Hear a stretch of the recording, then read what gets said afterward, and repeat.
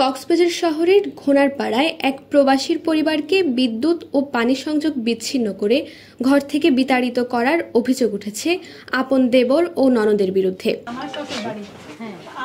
ভুক্তভোগী পরিবারের দাবি, ননদ বাড়িতে জিনভূতের দোহাই দিয়ে ভাইয়ের বাড়িতে আশ্রয় নেয় এবং ভাইয়ের স্ত্রীকে তার বাড়িতে থাকার অনুরোধ করে।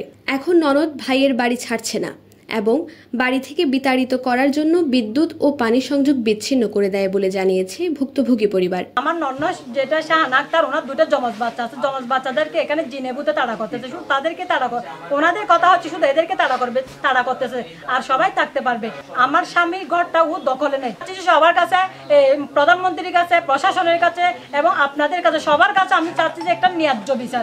নারী নেত্রী নাজনীন সরোয়ার কাবেরী জানান, দেশে প্রবাসী পরিবারের সদস্যরা এমন অনেক নির্যাতনের শিকার হচ্ছে। এসব সমস্যা সমাধানে সবার এগিয়ে আসা উচিত।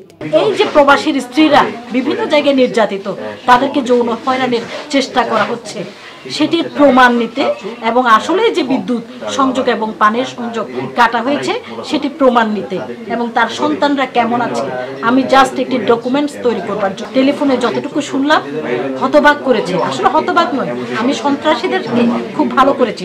আমি মনে করি এসব সমাধানে প্রত্যেকের এগিয়ে আসা হচ্ছে। এ বিষয়ে অভিযুক্তদের সাথে যোগাযোগ করলে অভিযোগ সম্পূর্ণ মিথ্যা বলে দাবি করে। উনি বরাবরের ভাড়াটি হিসেবে ওখানে থাকি, আজকে দীর্ঘদিন ভাড়া দিচ্ছে না, যার কারণে প্রবলেমটা ওখানে। আমি তো ওখানে থাকি না, আমার সাথে কোনো ঝামেলা নেই। এটা সম্পূর্ণ মিথ্যা এবং ভুয়া এবং বানোয়াট। ভুক্তভোগী প্রবাসী পরিবারটি সুষ্ঠু বিচারের আশায় কক্সবাজার সদর মডেল থানায় অভিযোগ দায়ের করেছে। News desk, TTN.